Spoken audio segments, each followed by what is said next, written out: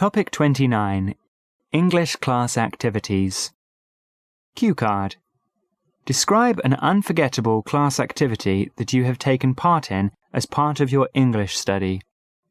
You should say what this activity was, when and where you did this activity, how you did it, and explain how you benefited from this activity. The best foreign language learning activity I ever had took place in my sophomore year of college, in my English class with Mr. Wang. Every morning we would take about 20 minutes of class, and everyone had to stand up and say what they did over the weekend. The mini speeches didn't have to be long or that involved. Rather, it was just an opportunity to get everyone up and speaking English. What made the activity fun, though, was not really the assignment. Instead, it was the class that made it interesting. The first couple Mondays, the speeches weren't anything special. Most were pretty boring, and the class had more of a "let's just get this done" attitude, instead of an "I like this activity" attitude. The third Monday, however, this all changed. One of the students stood up and told an extremely creative story using a lot of interesting phrases and some truly funny vocabulary. After this, the class all sort of accepted this as the new norm, and every week it became a contest to see who could tell the funniest, most creative story.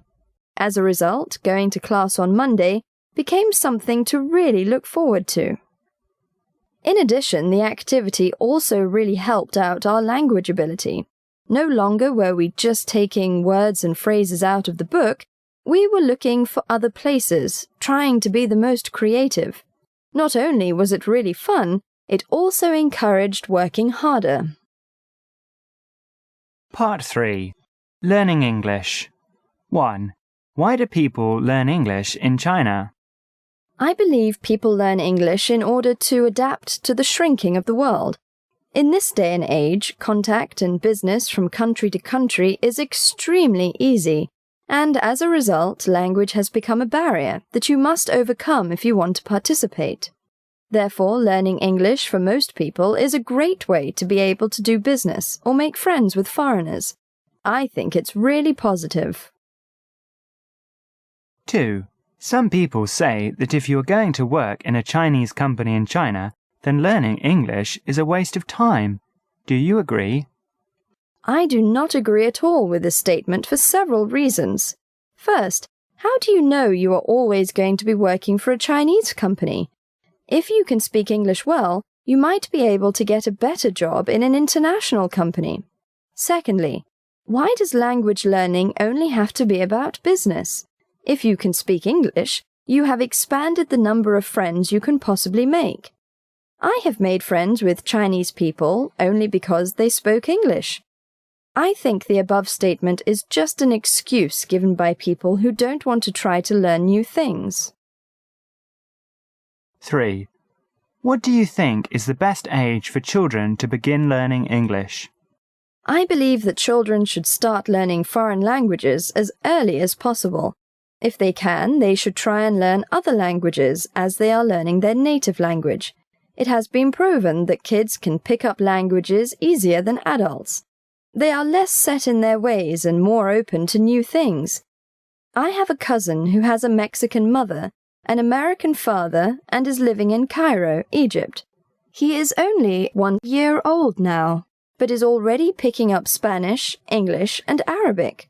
Learning as a child saves a lot of hassle as an adult. 4. Would you say it's better to study English overseas than in China? I believe that for most people this is not possible. Either it's too expensive or they can't find the time or way to live in a foreign country, so it's out of the question. However, if they can arrange it, it is definitely easier to learn a foreign language in that country. Being surrounded by people speaking the language you are trying to learn is extremely helpful. The best way to do it, I think, is to take classes of a language to build a base, then go. That way, when you get to the country, you aren't totally overwhelmed. 5. Do adults have more difficulties than children in learning a foreign language? Yes, I believe this wholeheartedly. Adults who have been speaking one language for a long period of time may find many difficulties in learning a new language. They will also easily fall into the patterns of their native language, making learning hard.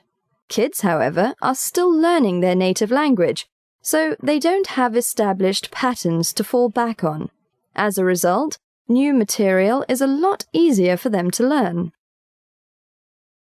Language and cultural diversity.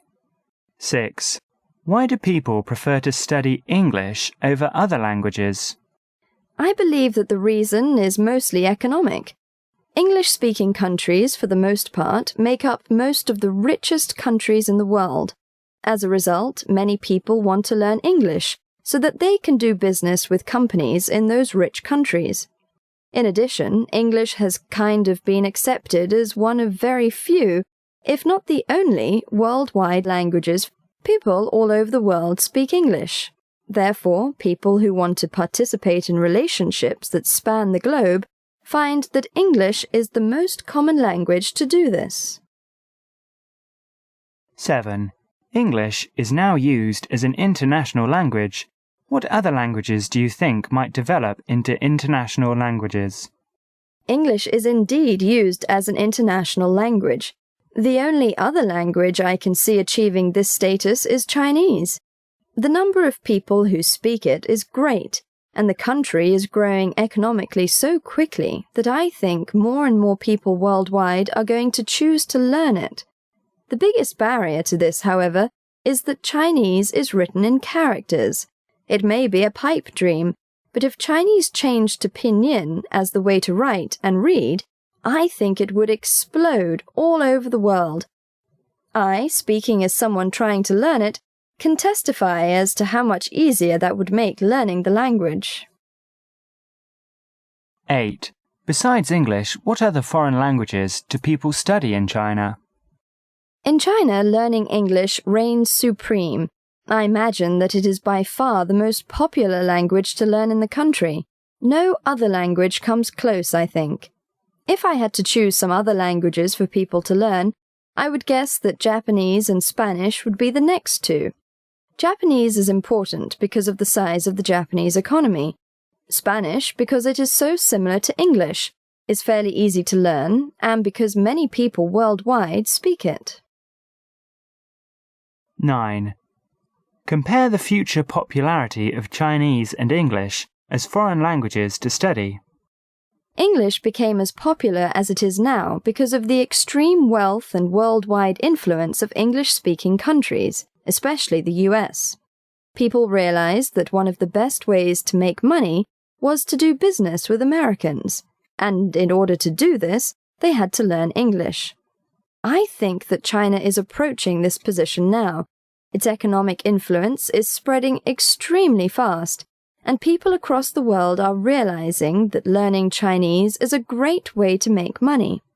As a result, in the future, I think Chinese will start approaching the popularity of English, though probably not ever overtaking it. 10. Do you think studying foreign languages can benefit world peace? How? Yes, I do believe that if countries can speak to each other easily, tensions are much easier to get rid of. Just as important, however, is studying the culture of other countries. Understanding that other countries might act differently or take offense at different actions is a great way to create a more easygoing atmosphere. But yes, language is definitely the first step towards creating a more peaceful environment. 11. What difficulties do you think international guests might have when they study Chinese? There are many answers to this question. First, reading feels like an impossible task.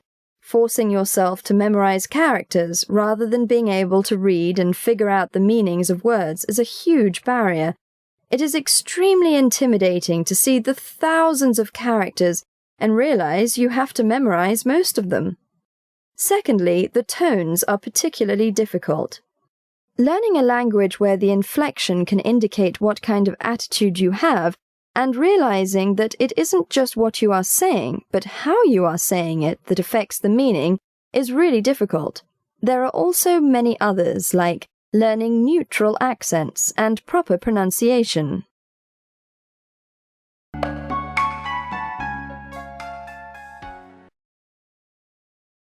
Describe an unforgettable class activity that you have taken part in as part of your English study. You should say what this activity was, when and where you did this activity, how you did it, and explain how you benefited from this activity. 1. Why do people learn English in China? 2. Some people say that if you are going to work in a Chinese company in China, then learning English is a waste of time. Do you agree? 3. What do you think is the best age for children to begin learning English? 4. Would you say it's better to study English overseas than in China? 5. Do adults have more difficulties than children in learning a foreign language? 6. Why do people prefer to study English over other languages? 7. English is now used as an international language. What other languages do you think might develop into international languages? 8. Besides English, what other foreign languages do people study in China? 9. Compare the future popularity of Chinese and English as foreign languages to study. 10. Do you think studying foreign languages can benefit world peace? How? 11. What difficulties do you think international guests might have when they study Chinese?